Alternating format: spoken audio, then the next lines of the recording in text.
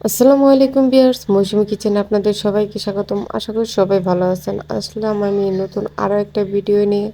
আসলে সামনে তো কোরবানি ঈদ, এমন কেউ নেই যারা ভুড়ি পছন্দ করে না। কম বেশ সবাই ভুড়ি পছন্দ করে। আর কোরবানি ঈদে কিন্তু ভুড়িটা বেশি পাওয়া যায়, তাই আমি আপনাদের সাথে এই রেসিপিটি শেয়ার করছি। একদম সহজভাবে ভুড়ির রেসিপি বা শিকমা রেসিপি, আপনারা যে যেটাই বলে থাকেন, জিনিসটা কিন্তু একই, একদম পারফেক্টভাবে আপনাদের পছন্দ মতো। যদি কোনো সমস্যা হয়ে থাকে বা কোনো জায়গায় না বুঝে থাকেন, অবশ্যই কমেন্টে জানাবেন, কোনো সমস্যা নেই, আমি রিপ্লাই দিয়ে দেবো। আমি কিন্তু ভুঁড়িটা কুটে ধুয়ে জাল দিয়ে কয়েকদিন ভেজে সুন্দর করে ফ্রিজে রেখে দিয়েছি। ফ্রিজ থেকেই বের করেছি। এটা এখন আমি রান্না করব। প্রথমে আমি ভুঁড়িটা সুন্দর করে ভেজে নেব, কারণ ভাজা ভুঁড়িটা কিন্তু ভালো লাগে। ফ্রিজে রেখেছিলাম, এটা বোঝাই যাবে না যদি আমি এটা ভেজে রান্না করি। কারণ ভুঁড়িটা যত ভাজা হয় ততই কিন্তু খেতে মানে স্বাদটা অন্যরকম হয়। এই কথাটা আপনারা মনে রাখবেন। ভুঁড়ি যদি দীর্ঘদিন ভেজে তারপর রান্না করেন, ওটার স্বাদটা একটু বেশি লাগে। আর 2-1 দিন ভেজে যদি ফ্রিজে রেখে দেন, তাহলে স্বাদটা একটু কম লাগে। তাই রান্নার আগে অবশ্যই একটু ভেজে নেওয়ার চেষ্টা করবেন, যদি ফ্রিজ থেকে বের করে থাকেন। দেখেন আমি এটা কিছুক্ষণ কিন্তু ভেজে নিয়েছি, এরকমভাবে আমার ভাজা হয়ে গেছে। এখন আমি তরকারি রান্না করব। তরকারি রান্না করার জন্য আমি একটা কড়াই বসিয়ে দিলাম, অন্য একটা কড়াই বসিয়ে দিয়েছি। এখানে আমি দিয়ে দিব পর্যাপ্ত পরিমাণ তেল। খুব বেশি তেল লাগবে না, কারণ ভুড়িতে কিন্তু এমনি প্রচুর তেল। আপনারা তেলটা একটু কমিয়ে দিবেন, সমস্যা নেই। আমি এর মাঝে দিয়ে দেবো 2টা দারচিনি, একটা সাদা এলাচ। আপনারা চাইলে তেজপাতা দিতে পারেন, যদি আপনাদের পছন্দ থাকে। আর যদি পছন্দ না থাকে, না দেওয়ার প্রয়োজন নেই। আমি হালকা একটু এটা গরম হলেই এর মধ্যে দিয়ে দেবো পেঁয়াজ রসুন বাটা। এটা আমি এটা বাটাটা ইউজ করেছি, আপনারা চাইলে কাঁটাটাও ইউজ করতে পারেন। বাটাটা ইউজ করে আমি সুন্দর করে এটা একটু ভেজে নিয়েছি, যাতে এর মাঝে যে কাঁচা গন্ধটা এটা যাতে না থাকে। দেখেন আমার এটা এরকম ভাবে এতটুকু সময় ভেজে নিয়েছি। 1 মিনিট সময় এটা ভেজে নেবেন, খুব বেশি সময় না, খুব কম সময় না।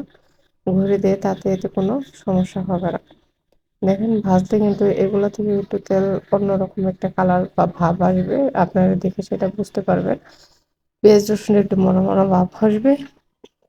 এর মাঝে আমি এখন বাকি উপকরণগুলো দিয়ে দেব। বাকি উপকরণগুলো দেওয়ার আগে পেঁয়াজ রসুন বাটার যে মশলাটুকু ছিলাম ওটুকু দিয়ে দিয়েছি, যাতে পুড়ে না যায়। দিয়ে দেবো 1 টেবিল চামচ মরিচের গুঁড়া, 1 টেবিল চামচের একটু কম ধনিয়া গুঁড়া, 1/2 টেবিল চামচ হলুদের গুঁড়া, আর দিয়ে দেবো স্বাদ মতো লবণ। আমি এটা খুব সুন্দরভাবে মিশিয়ে কিছুক্ষণ কষিয়ে নেব, যাতে মশলাটা তেল রসুন পেঁয়াজের সাথে সুন্দরভাবে মিশে যায়। দেখেন এটা কিন্তু আমি সুন্দরভাবে কষিয়ে নিয়েছি, কিছুক্ষণ কষালেই হয়ে যাবে। তার মাঝে আমি বড়িগুলো সুন্দর করে দিয়ে দিচ্ছি। আপনারা চাইলে এখানে অন্য কোনো তরকারি বা আলু বা টমেটো ব্যবহার করতে পারেন, কিন্তু আমি কোনো কিছু ব্যবহার করিনি, এমনিতেই আমি রান্না করে নিয়েছি। আপনারা চাইলে ওসব দিয়েও করতে পারেন, সমস্যা নেই। একটু কষানোর পরে আমি এর মাঝে একটু পানি দিয়ে দিলাম, যাতে ঝোলটা একটু দিয়ে দিলাম, যাতে তরকারিটা তাড়াতাড়ি হয়ে যায়। দেখেন আমার তরকারিটা কিন্তু প্রায় হয়ে গেছে, এখনো হয়নি। আরো কিছুক্ষণ রান্না করে ঝোলটা আর কিছুক্ষণ কমিয়ে নেব। তার কারণে এর মাঝে যে জিরা হোস্ট আমি যে বেটে রেখেছিলাম, ওইটা আমি এর মাঝে দিয়ে দিলাম। আপনারা থাকলে বাকি জিরা দিলে আরেকটু পরে দেবেন। যদি আস্ত জিরা বেটে নেন, তাহলে এটা এরকম ভাবে ইউজ করবেন। দেখেন আমার তরকারিটা কালার কি সুন্দর এসেছে।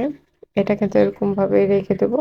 ভুড়ি তরকারি শুধু একটু ঝোল না হলেও কিন্তু খাওয়া যায় না, তার কারণে একটু ঝোল অবস্থায় আমি রেখে দিয়েছি। এটা কিন্তু ঠান্ডা হলে অতটা ঝোল থাকবে না। দেখেন আমার রান্নাটা কিন্তু হয়ে গেছে। চেষ্টা করেছি আমি আপনাদেরকে আপনাদের পছন্দ মতো সহজভাবে শেখানো এবং দেখানো এবং পারফেক্টভাবে রান্না করানো। যদি আমার এই ভিডিওটি আপনাদের ভালো লাগা থাকে, অবশ্যই লাইক কমেন্ট এবং শেয়ার করবেন।